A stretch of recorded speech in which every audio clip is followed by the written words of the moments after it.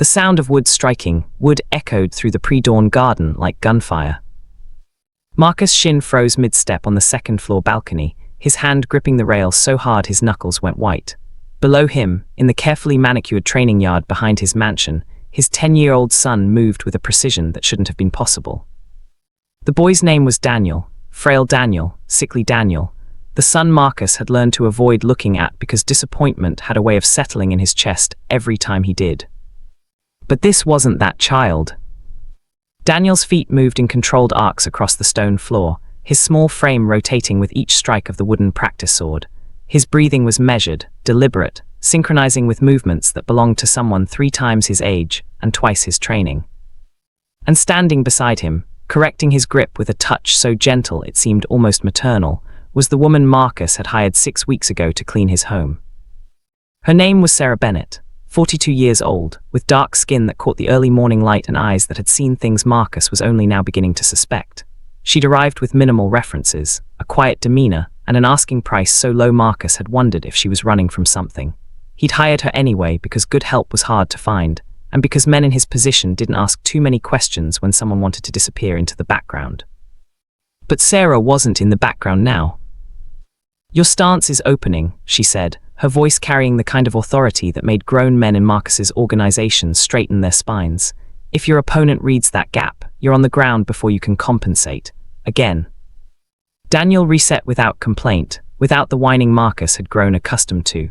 The boy's jaw was set, his eyes focused with an intensity Marcus had never seen in him before.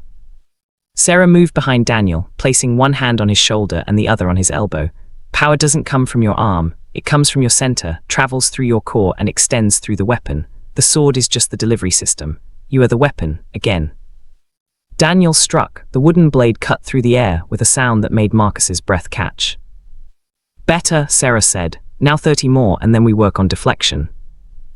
Marcus descended the stairs without thinking, his feet carrying him toward the garden before his mind had fully processed what he was doing. 2 of his guards noticed him, straightening from their posts by the kitchen entrance, but he waved them back. This wasn't about security. This was about understanding what the hell was happening in his own home. He pushed through the glass doors leading to the training yard. Sarah's head turned immediately, her body shifting into a stance that Marcus recognized from 20 years of dealing with dangerous people. It wasn't aggressive, but it was ready. The kind of ready that suggested she'd assessed him as a potential threat and had already calculated 3 ways to neutralize him if necessary. Then her face smoothed into the calm, neutral expression he'd grown used to seeing when she served him coffee or folded his shirts. "Mr. Shin," she said evenly, "you're up early." Daniel had stopped mid-strike, the practice sword lowering to his side. His face was flushed with exertion, his thin chest rising and falling with deep breaths, but there was something else there too. Fear, not of Sarah, Marcus realized. Fear of him. Fear that his father would take this away from him. That realization hit Marcus harder than he wanted to admit. "What is this?" Marcus asked, his voice coming out rougher than intended. He gestured at the practice swords, at the training mats that had been rolled out across the stone, at his son who looked more alive than Marcus had seen him in years. "Exercise," Sarah said simply. "Daniel asked me to help him get stronger." "Stronger," Marcus repeated the word like it was foreign, his eyes moved to his son. "You asked her." Daniel's grip on the practice sword tightened, his knuckles going pale. "I did." "Why?" The question hung in the air between them. Marcus knew why, of course. He'd seen the bruises Daniel tried to hide, the way the boy flinched when the other children from the families visited. Marcus had told himself it was character building, that his son needed to toughen up, that weakness in their world was a death sentence. But he'd never actually done anything to help the boy survive it. "Because I'm tired of being afraid," Daniel said quietly. His voice didn't shake. That was new too. Marcus looked at Sarah, really looked at her. She stood with the kind of stillness that only came from training, the kind of training that wasn't learned in civilian gyms or weekend self-defense classes. Her hands were relaxed at her sides, but Marcus could see the calluses on her knuckles, the old scar tissue that suggested broken bones healed without proper medical attention. Her eyes tracked his movements with the precision of someone who'd spent years making split-second decisions about whether another person was going to kill them. "Who are you?" Marcus asked. Sarah's expression didn't change. "I'm your housekeeper, Mr. Shin." "Housekeepers don't move like you do. They don't train children like soldiers." I'm training him to survive, Sarah corrected. There's a difference. Marcus felt something cold settle in his stomach. What do you know about survival that requires this kind of training? Sarah glanced at Daniel, then back at Marcus. More than I'd like to, less than your son will need. The words carried weight, the kind of weight that suggested Sarah knew exactly what kind of world Marcus lived in. The kind of world where 10-year-old boys became targets simply because of whose blood ran in their veins. Dad, Daniel said, and Marcus's attention snapped back to his son. The boy's chin was raised, his shoulders squared. Please don't make her stop. Marcus had built an empire on reading people, on understanding what they wanted and what they feared. He looked at his son now and saw something he hadn't seen before, determination, the kind that didn't bend easily. How long has this been going on? Marcus asked. 4 weeks, Sarah answered before Daniel could.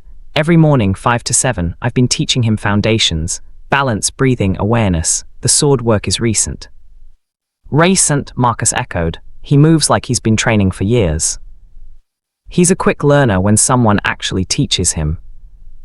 The criticism was subtle but unmistakable. Marcus felt his jaw tighten. You're saying I haven't. I'm saying he asked me for help, and I gave it to him. What you've done or haven't done isn't my concern, Mr. Shin. What happens to him if he stays weak is.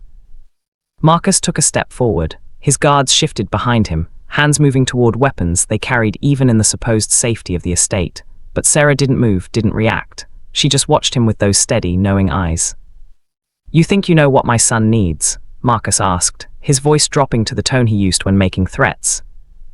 I know what children in danger need, Sarah replied, and your son is in danger, whether you want to admit it or not.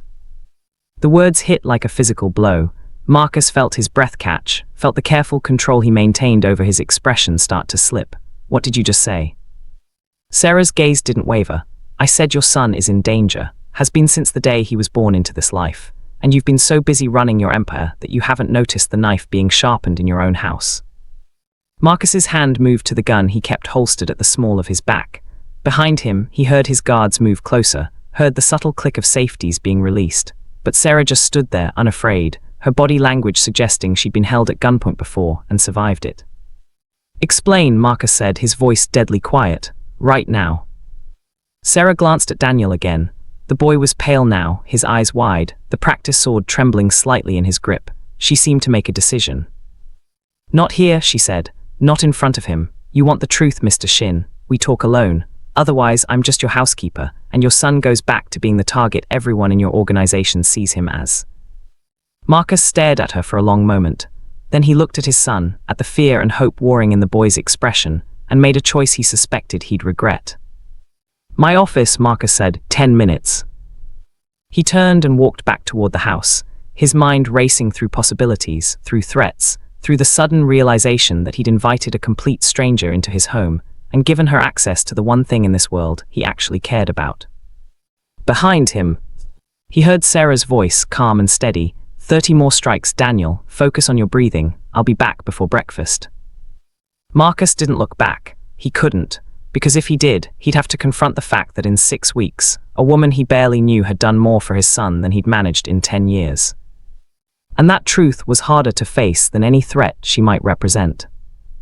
Marcus's office occupied the entire north wing of the mansion's 3rd floor. Floor-to-ceiling windows overlooked the estate's grounds, offering a view of the gates, the guard posts, and the long driveway that wound through carefully maintained gardens. It was designed to be impressive, to remind visitors that Marcus Shin controlled everything within sight and most of what lay beyond it. But as Sarah walked through the door exactly 10 minutes later, she didn't seem impressed. She glanced around the room once, cataloging exits and sight lines with the efficiency of someone trained to survive hostile environments, then focused on Marcus with the same calm intensity she'd shown in the garden. Marcus sat behind his desk, fingers steepled beneath his chin.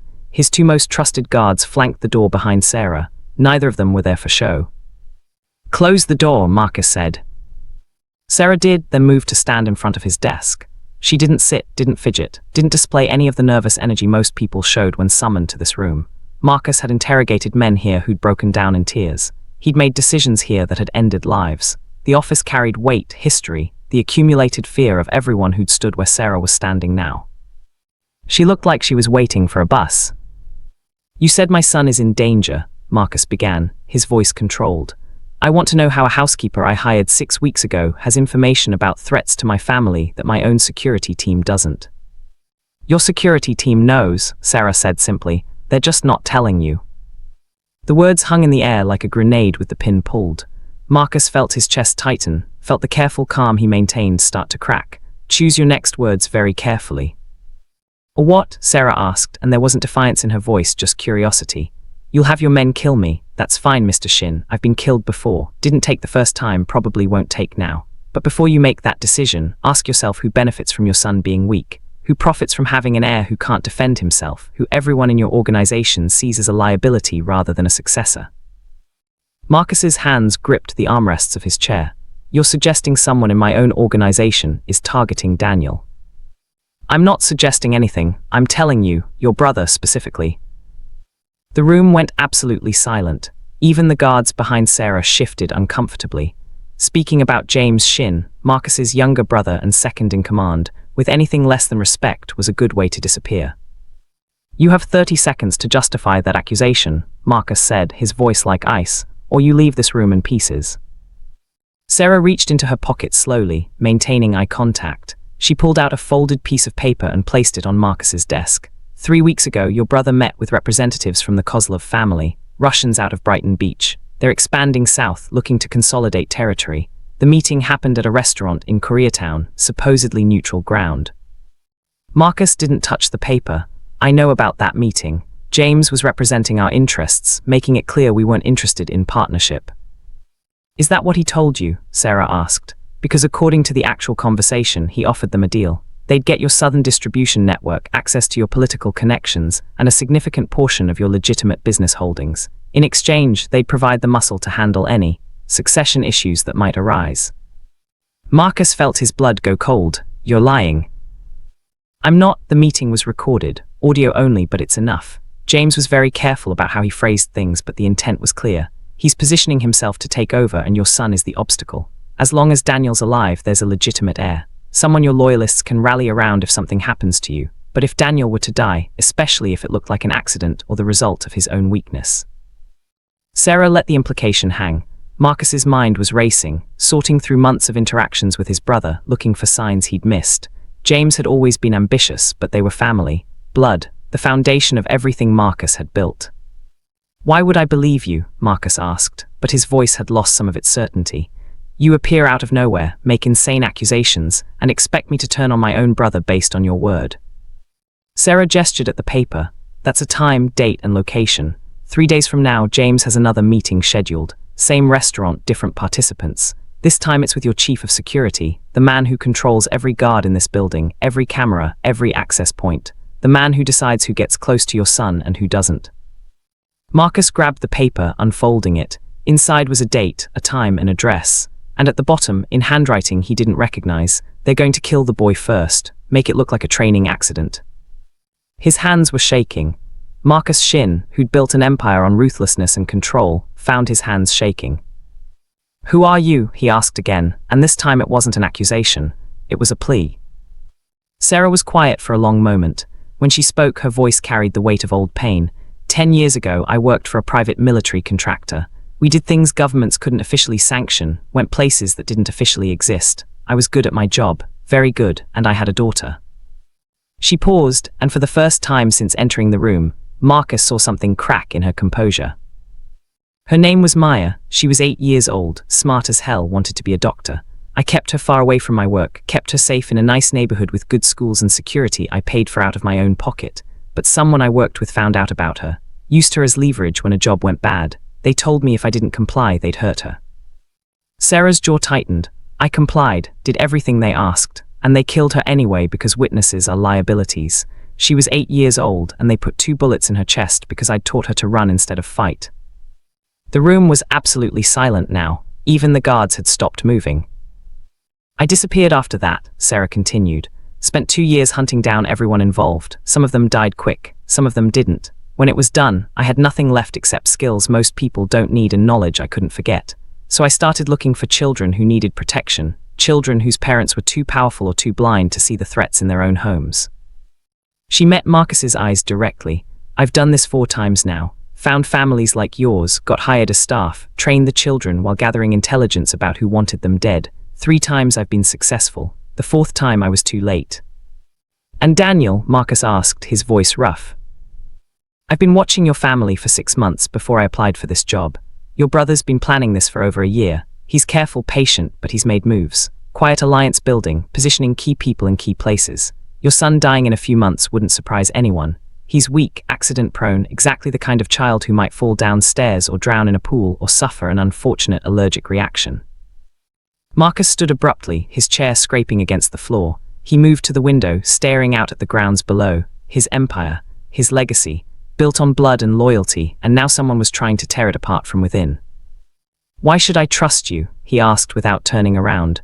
You've been in my home for 6 weeks. You could be working for anyone. This could all be an elaborate setup.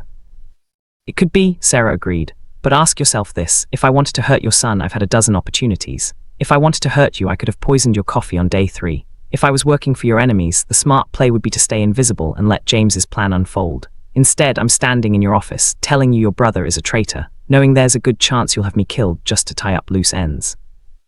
She moved closer to the desk. I'm here because your son deserves better than dying for someone else's ambition. I'm here because I failed Maya, and I won't fail another child if I can help it. And I'm here because, unlike your brother, I keep my word. I told Daniel I'd teach him to survive. That's what I'm going to do.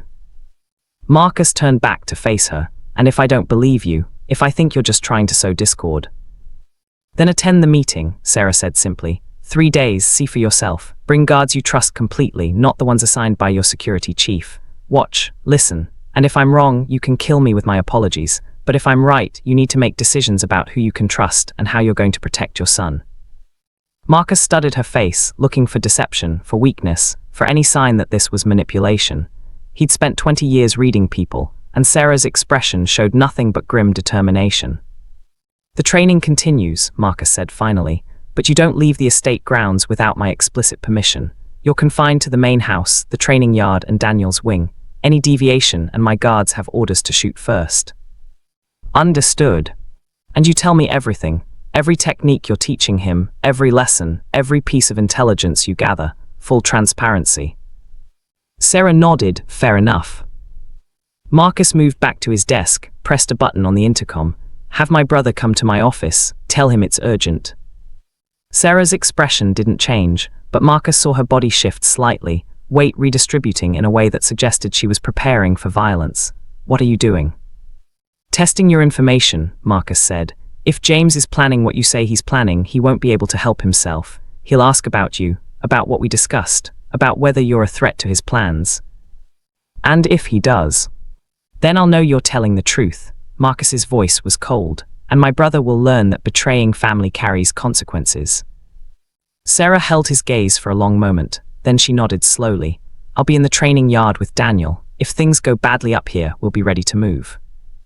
You really think you could protect him if this entire estate turned hostile?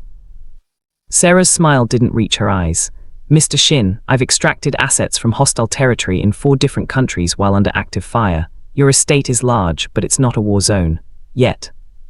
She turned and walked toward the door. The guards parted to let her through, both of them looking to Marcus for guidance on whether to stop her. He waved them aside. As Sarah opened the door, Marcus called out, Why Daniel? Why my son specifically? She paused in the doorway, her back to him. Because when I watched him for those 6 months, I saw a child who wanted to be strong, who tried every day to be brave even though he was terrified, who loved his father even though you barely looked at him. Sarah glanced back over her shoulder.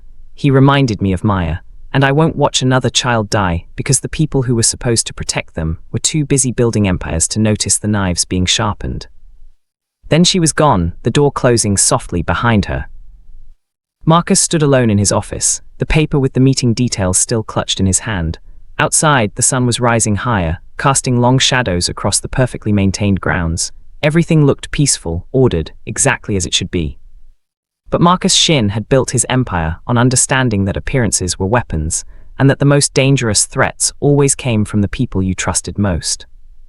His brother would arrive soon, and Marcus would know the truth. One way or another. The next 3 days moved like a slow-motion car crash. Marcus watched everything with new eyes. analyzing conversations and interactions he'd previously taken for granted. James came to his office within an hour of being summoned, all easy smiles and casual concern. He asked about the morning, about business, about Daniel.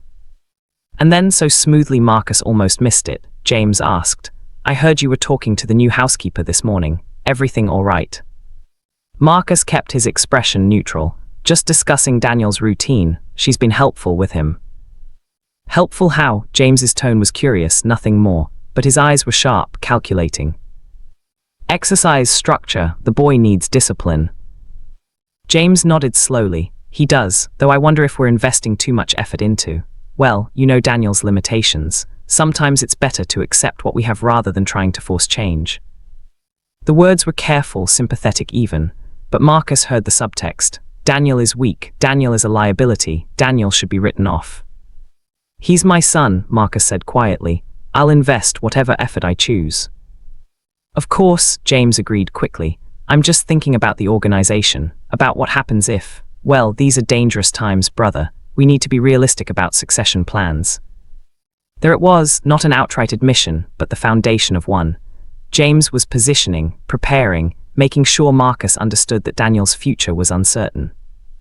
Marcus let the conversation drift to other matters, watching his brother's body language, listening to the careful way James phrased every comment about Daniel, about security, about the future. By the time James left, Marcus's hands were clenched beneath his desk. Sarah had been right. The next morning, Marcus did something he hadn't done in years. He joined his son's training session. Daniel's eyes went wide when Marcus walked into the training yard just after dawn. The boy froze mid-strike, the practice sword wavering in his grip. Sarah stood beside him, her expression unreadable. "Continue," Marcus said, settling into a chair at the edge of the mat. Daniel looked at Sarah, who nodded once. The boy reset his stance and began the form she'd taught him. Marcus watched in silence as his son moved through the exercises, noting the discipline in his movements, the focus in his eyes. This wasn't a child playing at warrior. This was the beginning of real training. "Your father is watching," Sarah said calmly. "That changes nothing. The forms are the same whether you're alone or performing for an audience. Center yourself." Daniel's breathing steadied, his movements smoothed out, finding rhythm again. "Good," Sarah said. "Now transition to the defensive sequence. Remember, you're not trying to overpower an opponent. You're redirecting their energy, using their momentum against them." She moved to stand in front of Daniel, pulling out her own practice sword. "I'm going to strike. You're going to deflect. Ready?" Daniel nodded, raising his sword into guard position. Sarah's strike came fast, a controlled arc aimed at Daniel's left shoulder. The boy's blade came up, angling to redirect rather than block directly. The wooden swords connected with a sharp crack. "Better," Sarah said, "but you're still absorbing too much impact. Redirect, don't resist, again." They moved through the drill repeatedly, Sarah steadily increasing the speed and complexity of her attacks. Marcus watched his son adapt, watched him learn in real time. The boy was sweating, his arms trembling from exertion, but he didn't quit, didn't complain. When had Daniel learned not to quit? After 30 minutes, Sarah called a halt. Daniel was breathing hard, his shirt soaked with sweat, but he was smiling, actually smiling. "You're improving," Sarah told him. 2 weeks ago, you couldn't maintain the defensive sequence for more than 3 strikes. Today you handled 26. 28, Daniel corrected breathlessly. Sarah's lips twitched. 28, my mistake. Marcus stood, approaching the training mat. Daniel's smile faded, replaced by uncertainty. That look, the fear that his father would criticize, would find fault, cut deeper than Marcus wanted to admit. "Show me the opening form," Marcus said. Daniel blinked. "Sir." "The first form Sarah taught you. Show me." The boy glanced at Sarah, who nodded. Daniel moved to the center of the mat, took a breath, and began. His movements were careful, precise, each position flowing into the next with the kind of control that took weeks of daily practice to develop. Marcus had never seen his son like this, had never taken the time to watch him do anything beyond existing in the periphery of Marcus's awareness. When Daniel finished, Marcus asked, "How long have you wanted to learn this?" Daniel's throat worked as he swallowed. "Always, but you said warriors are born, not made, that some people are just meant to be weak." The words hit like a punch to the gut. Marcus had said that multiple times, usually after Daniel had been bullied or hurt, usually when Marcus's disappointment had outweighed his compassion. I was wrong, Marcus said, and watched his son's eyes go wide. Strength can be taught, if someone cares enough to teach it. He looked at Sarah. Thank you for caring when I didn't.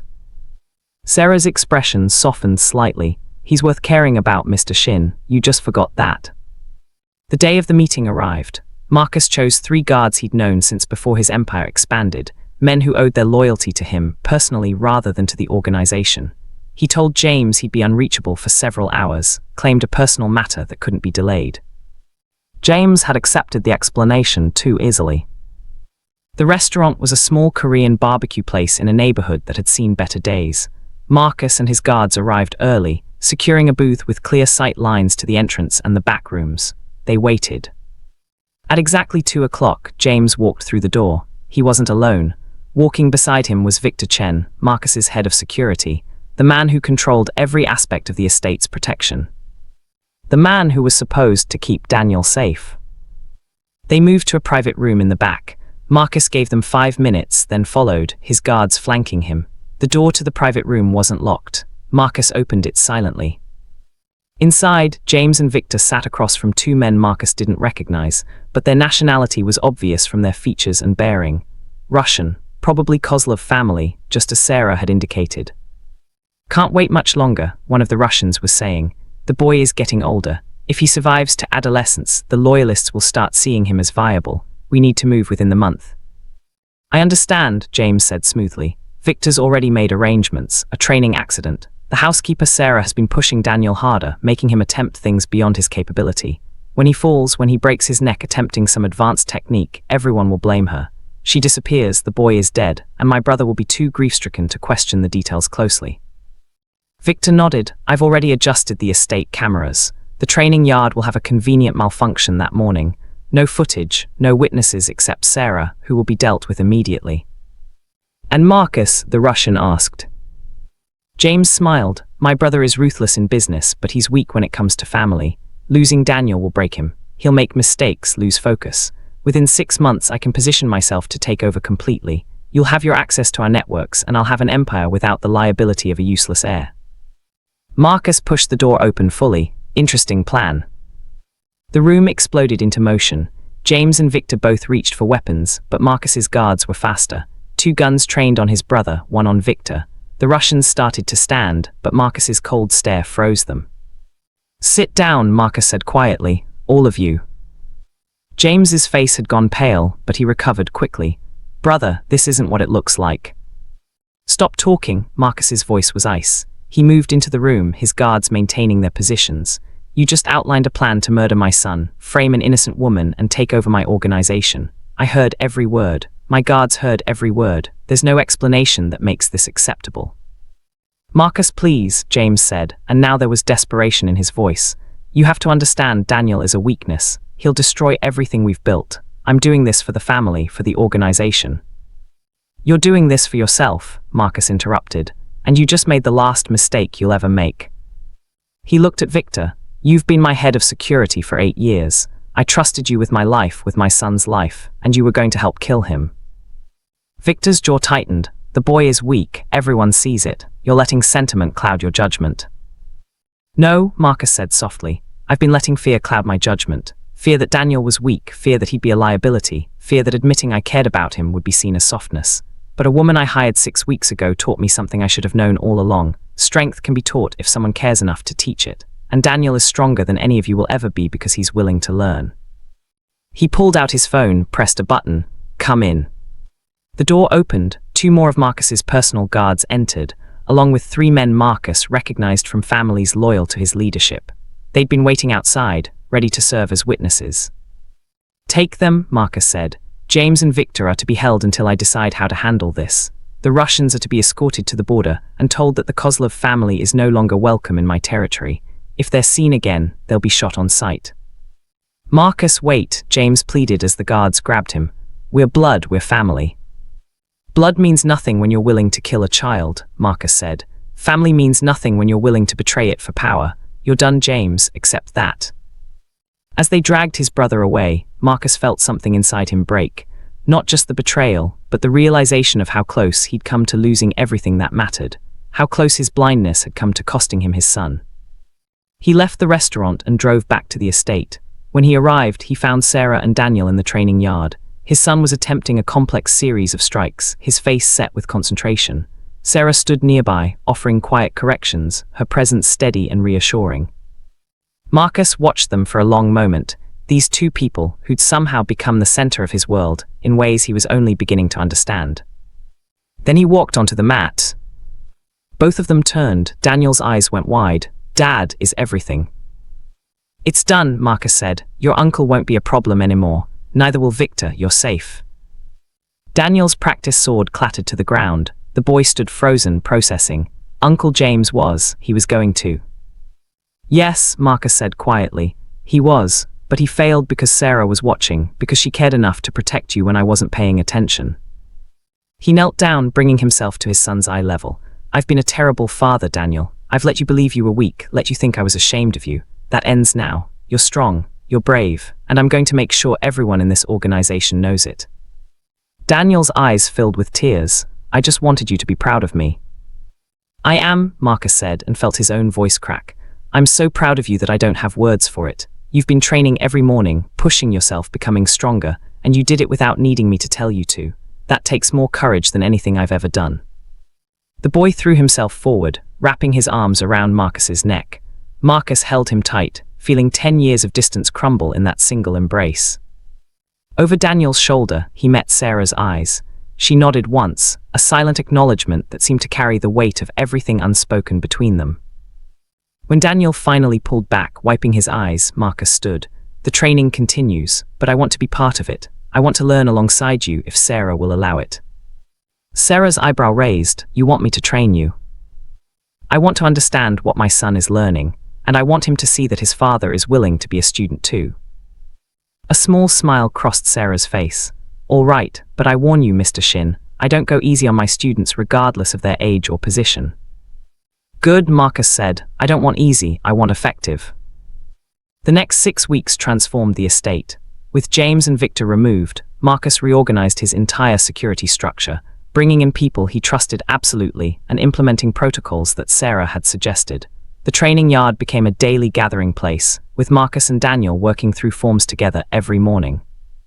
Marcus learned that his son had a gift for strategy, for reading an opponent's movements and responding with precision. He learned that Daniel's perceived weakness had actually been caution, an analytical mind that needed training to become an asset rather than a liability. And he learned that fatherhood wasn't about producing a perfect heir, but about nurturing whoever his son actually was. Sarah remained, but her role had shifted. She was no longer just a housekeeper, though she still maintained that cover for anyone outside the inner circle. She was Daniel's primary trainer, Marcus's security consultant, and something close to family.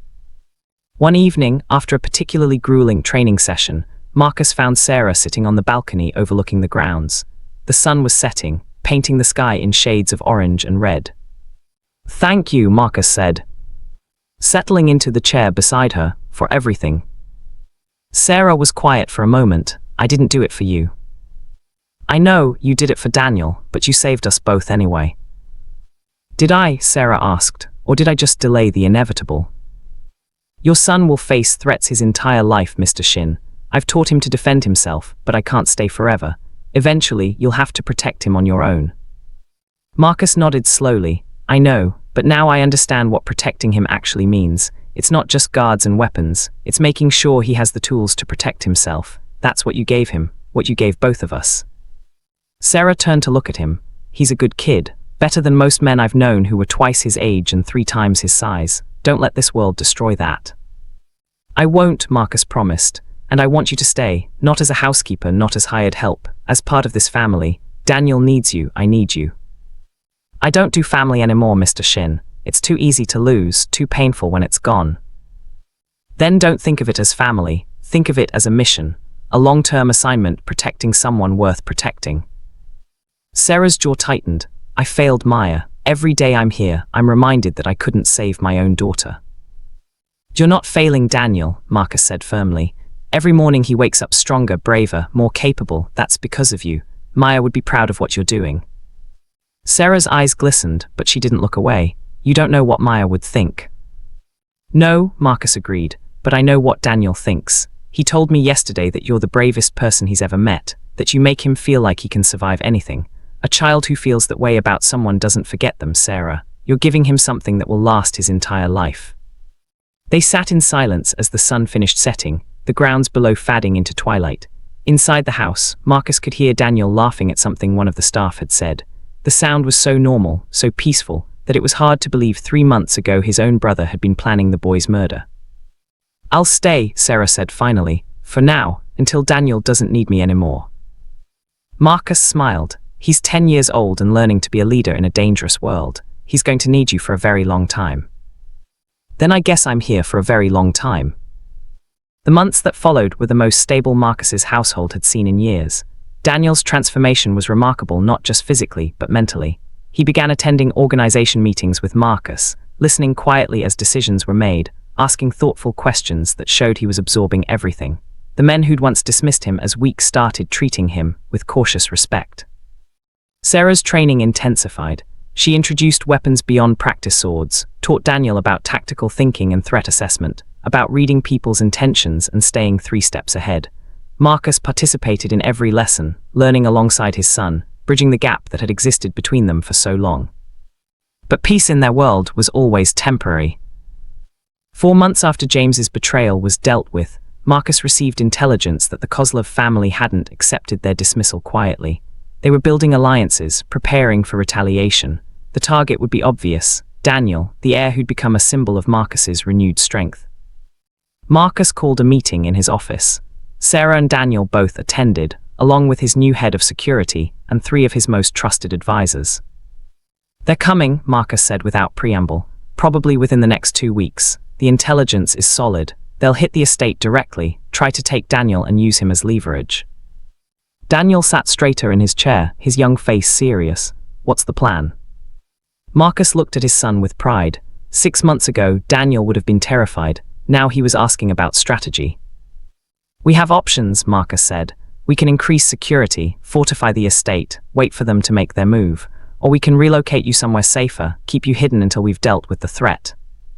"If I hide, they'll just wait," Daniel said quietly. "They'll be patient, and eventually they'll find an opportunity. Sarah taught me that running only works if you have somewhere safe to run to. We don't."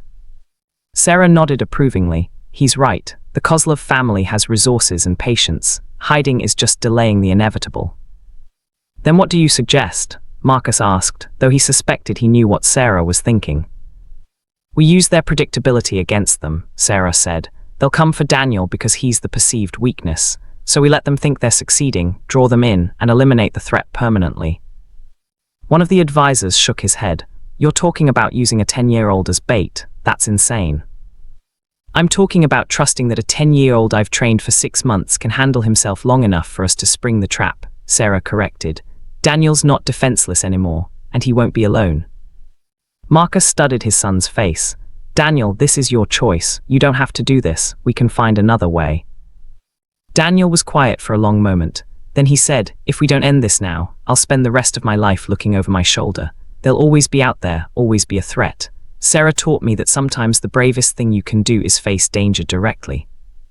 "Your son is wise beyond his years," Sarah said, "but he's also right. End this now decisively, and you send a message to every other organization that might be considering similar moves. The boy is not a weakness to exploit. He's a strength that will destroy anyone who tries." Marcus felt his chest tighten with fear and pride in equal measure. "All right, we do this, but we do it smart. Sarah, you design the trap. Daniel stays by your side the entire time. Everyone else, you follow her lead. This works or we all die trying." The next 10 days were spent in careful preparation. Sarah mapped out the estate's defensive positions, identified the most likely attack vectors, and trained a small team of guards in the specific tactics they'd need. Daniel participated in every planning session, offering observations that surprised even Sarah with their insight. "They'll come at dawn," Daniel said during one meeting. "That's when I'm always in the training yard. They'll have watched the routine, know exactly where I'll be." "Good," Sarah said. "So we make sure you're exactly where they expect you to be, but with modifications they won't anticipate." She outlined the plan. Daniel would be in the training yard as usual, visible and apparently vulnerable. But the yard had been rigged with reinforced positions, hidden weapons caches, and clear firing lanes for Marcus's guards. Sarah would be with Daniel, obviously armed this time, an additional deterrent that would force the attackers to commit more resources than they'd initially planned. "They'll expect resistance," one of the guards said. "Won't they just overwhelm us with numbers?" "They'll try," Sarah agreed, "which is why we've positioned additional teams in the house, on the walls, in the gardens. They'll think they're facing minimal security. By the time they realize their mistake, they'll be surrounded." "And if something goes wrong," Marcus asked, "if they get through to Daniel?" Sarah met his eyes. "Then I do what I was trained to do, and Daniel does what I've taught him. We survive." The morning of the attack, Marcus woke before dawn. He found Daniel already awake, sitting on his bed in the darkness, fully dressed for training. "Couldn't sleep?" Marcus asked from the doorway. "I slept," Daniel said, "but I wanted time to think before it starts." Marcus entered the room, sitting beside his son. "Are you scared?" "Yes," Daniel admitted, "but Sarah says fear is just information. It tells you that something dangerous is happening and you need to be ready. Being scared doesn't make you weak. Letting fear control you does." Marcus wrapped an arm around his son's shoulders. "When did you get so smart?" "I've always been smart," Daniel said with a small smile. "You just didn't notice before." "I notice now. And Daniel, whatever happens today, I want you to know that you're the best thing I've ever done. Building this empire, making all this money, having all this power, none of it means anything compared to you." Daniel leaned into his father. "I know, Dad, you tell me that every day now." "I do, and I'm going to keep telling you every day for the rest of your life." They sat together in the darkness for a few more minutes. Then Daniel stood. "It's time. Sarah will be waiting."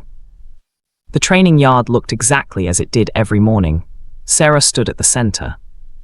Practice swords laid out, her expression calm and focused. Daniel joined her, and they began their routine as if this were any other day. Marcus watched from his office window, his new head of security beside him. Throughout the estate, guards were positioned in hidden locations, weapons ready, communications active. They waited. The attack came at exactly 5:47 a.m., just as the sun was beginning to rise. 6 vehicles crashed through the estate's front gates simultaneously, men pouring out with military precision. They moved in coordinated teams, suppressing the visible guard positions while a strike team headed directly for the training yard. "Here we go," Marcus said quietly into his radio. "All teams, hold positions until they're committed." The strike team reached the training yard, 12 men armed with automatic weapons and tactical gear. They spread out, surrounding the area, cutting off escape routes. Their leader, a heavily built man with Russian military tattoos, stepped forward. "Daniel Shin," he called out in accented English. "Your father has made some people very angry. You're coming with us." Daniel stood beside Sarah, his practice sword still in hand. He didn't look frightened. He looked focused. "I don't think so," Daniel said, his young voice carrying across the yard. The Russian laughed. "You think you have a choice, boy. We have 12 guns pointed at you." "I count 14, Daniel corrected calmly. 2 snipers on the roof behind you, plus the 12 in front of me. You should really pay more attention to your surroundings." The Russian's smile faded. He turned slightly, and that's when Marcus gave the order. Now, the estate erupted. Guards emerged from hidden positions throughout the grounds, catching the attack force in a crossfire. The snipers Daniel had spotted went down immediately, taken out by Marcus's counter-snipers. In the training yard, Sarah moved with lethal efficiency, her practice sword discarded in favor of the combat knife she'd had hidden. 3 of the strike team members were down before they could process what was happening. Daniel moved exactly as he'd been trained. He didn't try to fight, didn't try to be a hero. He dropped low, rolled behind the reinforced training equipment Sarah had positioned specifically for this purpose, and pulled out the compact pistol she taught him to use. The Russian leader made a final desperate lunge for Daniel, but Sarah intercepted him. She moved like violence made physical, every strike precise and devastating. The man outweighed her by 80 pounds and had military training, but Sarah had something he didn't: years of surviving situations designed to kill her. He went down hard. The entire fight lasted 4 minutes. When it was over, the attack force was either dead, wounded, or surrendering. Not a single one of Marcus's people had been seriously injured. Marcus ran to the training yard, his heart pounding. He found Daniel exactly where he was supposed to be, behind cover, weapon ready, eyes alert. Sarah stood nearby, checking the Russian leader for any final threats before giving the all-clear. "You okay?" Marcus asked his son, pulling him into a tight embrace. "I'm okay," Daniel said. "Sarah's plan worked perfectly." Marcus looked at Sarah, who was calmly wiping blood off her knife. "Thank you, again." "Don't thank me yet," Sarah said. "This was just the opening move. When the Kozlov family realizes their strike team failed, they'll either escalate or back down. We need to be ready for either response." But the Kozlov family didn't escalate. When word spread through the criminal underworld that a 10-year-old boy and a single woman had been instrumental in destroying their attack force, the mockery was devastating. Combined with Marcus's clear message that any further attempts would be met with overwhelming retaliation, the Kozlov family quietly withdrew their interest in his territory. Daniel's reputation transformed overnight. The boy who'd been dismissed as weak was now the heir who'd faced down a professional hit squad and survived. Respect became genuine, not just obligatory. 3 months later, Marcus stood in the training yard watching his son work through advanced forms with Sarah. Daniel was almost 11 now, noticeably taller, his movements confident and precise. He'd started attending school again, but with a security detail Sarah personally trained. The bullying had stopped immediately. "He'll be ready," Sarah said quietly, appearing beside Marcus. "Ready for what?" "For whatever comes next. For leading this organization someday. For surviving in a world that will always have people like your brother, like the Kozlovs, trying to tear down what you've built." Marcus nodded. "Because of you." "Because of him," Sarah corrected. "I just gave him tools. He decided to use them. That determination, that courage that came from inside him, always was there. You just needed to look." "I'm looking now, every day." Sarah smiled slightly. "Good, don't stop." That evening, Marcus gathered his family together. Not just Daniel, but Sarah too, and the core group of people who'd stood with them through everything. They shared a meal in comfortable silence, the kind that only comes from shared survival and mutual respect. Later, when Daniel had gone to bed, Sarah found Marcus on the balcony again. "I'm leaving next month," she said without preamble. Marcus felt his stomach drop. "What? Why? I thought you were staying." "I stayed until Daniel didn't need me anymore. He doesn't. You've learned how to protect him, how to teach him, how to be the father he needs. My job here is done." "We still need you, Sarah. I still need you." She shook her head. "No, you don't. You needed someone to wake you up, to show you what was right in front of you. But you're awake now, Marcus. You're the father Daniel needs. Anything more from me is just postponing the inevitable." "Where will you go?" "There's a family in Seattle. Similar situation, child in danger, parents too blind to see it. I've already made contact." Marcus wanted to argue, wanted to insist she stay, but he recognized the determination in her voice. Sarah Bennett saved children. That was who she was, what gave her purpose after losing Maya. He couldn't ask her to stop being herself just because it was convenient for him. "Will we see you again?" he asked. "Maybe, when Daniel's older, when he's truly leading the organization. I'd like to see what kind of man he becomes." "He'll become a good one because you showed him how." Sarah was quiet for a moment. Then she said, "Tell him I'm proud of him. Tell him that his mother would have been proud of him too. And tell him that strength isn't about never being afraid. It's about being afraid and moving forward anyway." "I'll tell him every day." The month passed too quickly. On her last morning, Sarah conducted one final training session with Daniel. Marcus watched from the balcony as teacher and student moved through forms together, their synchronization perfect after months of daily practice. When it was over, Daniel hugged Sarah tightly. Marcus couldn't hear what they said to each other, but he saw his son wipe tears from his eyes. Then Sarah walked away, disappearing into the house to collect her few belongings. Daniel stood alone in the training yard, his practice sword at his side, watching where she'd gone. Marcus joined his son. "You okay?" "She's leaving because I'm ready," Daniel said quietly. "I understand that, but I'm going to miss her." "Me too, son, me too." "Dad," Daniel looked up at him. "When I'm older, when I'm running things, can we help people like Sarah does? Can we find kids who need protection and make sure they get it?" Marcus felt his throat tighten. "Yes, we absolutely can. In fact, I think that should be our primary mission. Building an empire means nothing if we don't use it to protect people who can't protect themselves." Daniel nodded, seeming satisfied with that answer. Then he raised his practice sword. "Want to run the morning forms with me?" "I'd love to." They trained together as the sun rose higher, father and son moving in harmony, building strength not through fear or violence, but through discipline, dedication, and love. Sarah Bennett left the estate that afternoon. She didn't say goodbye to Marcus, just left a note on his desk that read, "Thank you for learning, thank you for changing, Thank you for being the father Daniel needed. He's going to do great things. Make sure the world lets him." Marcus kept that note in his desk drawer.